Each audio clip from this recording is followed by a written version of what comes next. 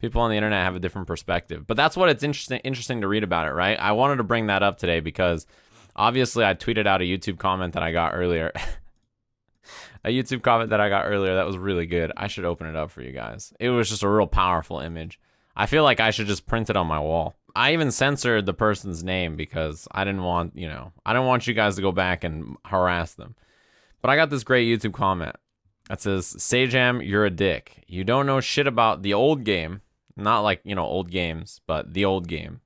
It's kind of like, I consider this when I was deciphering this, right? Because I felt like I needed like the Rosetta Stone to decipher this shit. When I read it like the old game, what I imagined was like the Old Testament. Like this is like a religious symbol or something, maybe, or iconography. I'm not sure exactly what he meant by the old game, like the Old Testament or like the old times, or I didn't know if he was trying to put a plague upon my family. I'm not sure. Yeah, is he talking about SF4? I don't know. It could be SF2, right? Who knows? Older game, a few BS tactic. Compare the new game are just full BS on autopilot. Of course, everybody knows that. You don't know what you're talking. The time I play SF2, you're not born. LOL, you have no clue of what you're talking. Now, this is a really powerful comment.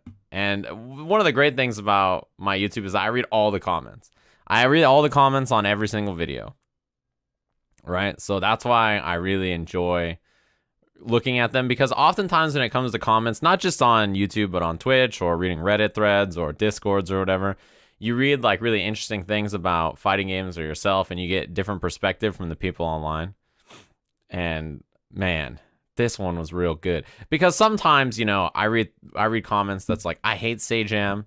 I can't stand him. He should just go kill himself. I'm like, all right, well, I'll just scroll up and I'll go to the next comment. The next comment's like, Sajam, I've always hated that Sajam guy. He can go fuck himself. He talks too much during this match. And I'll be like, he might be right. Let me watch the match and see if I talk too much, right? You can pull out some criticism, even from the most stupid, vile comments on the internet. And since I started as a YouTuber, I'm pretty good at deciphering YouTube comments, because I'll tell you what, Twitch chat and Reddit, compared to YouTube comments, you guys are bitches. Yeah, so that's the cool thing about reading through comments, is that oftentimes it teaches you how to be critical about the way you think about sort of what people say about you, and also the good and the bad, right? Like you kind of try to think about good praise and figure out what exactly you did right. Sometimes when people are like, man, Sajam, I love the way you commentated X or Y event, I will have hated it. I'll have been like, man, I did such a bad job. But then I'll think about it again and maybe try to think about some of the good things that went right? And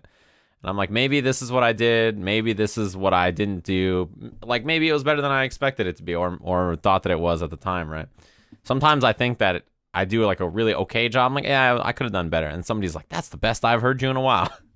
So, there's always stuff that you can like pull out of your own work when you read comments on the internet, specifically because for me, I talked about this in the video where you're like skill building, right? Particularly for me, it's like always about constantly refining what I do and trying to improve on it, right? So, comments like this are this is the gravy on top. There's nothing about this I'm pulling out of this comment, but sometimes you just read comments that crack you up, especially because when I read this morning with the grammar and everything, I read it with a Russian accent. And this shit it cracked me up, dude.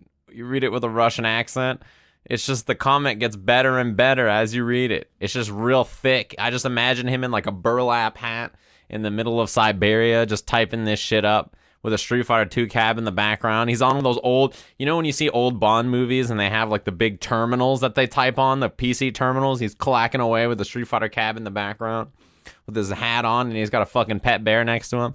When I think about the comment like that, this shit cracks me up, dude. It's a great comment. How seasoned do you feel towards the way you cope with the hate, comments, nasty stuff online now compared to when I first started? Well, the thing is like when I first started, it was with YouTube. So I did a bunch of YouTube comment. I was like 15 or something, 14 or 15, making YouTube videos on the internet. Obviously, people say horrible things about you. So you can imagine 14 or 15-year-old me, been on the internet my whole life, and just the YouTube comments are like, this video is fucking trash. You suck. Go kill yourself. And I was like, oh, shit. 15-year-old me is like, oh, no, I got a math test in the morning, and now this is on my mind, right? So, it'd be like that. But, yeah, I think because it's just been so long. I've been creating stuff for so long, right? I've been doing YouTube content since like maybe 2010 or something. It's been almost 10 years now that I've been doing stuff. So as someone who has like that creative outlet, you sort of get used to it, right? You sort of get used to dealing with people just talking shit all the time, and it becomes regular to you, even though it's such an awful thing, you know? Even though it's such like a horrible thing to think about, like, yeah, you just get used to people telling you they hate you, and you're like, all right, fair enough, right? It's not so bad. People start to get to you less and less. It's very rare that someone gets you real bad. Moss always hates on my white balance on my camera.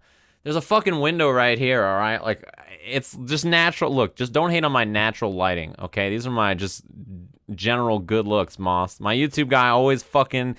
Yeah, if only you could white balance a camera as much as you could fucking talk about fighting games. Look, bro, I gotta pick one or the other, all right? If I knew how to white balance a camera but not talk about fighting games, this channel would be going nowhere, all right? I'm not a fucking white balancing camera specialist. You get one, all right? That's all you get. And I get one brand new subscriber and expect defeat. Thanks very much for the tier 1 subscription.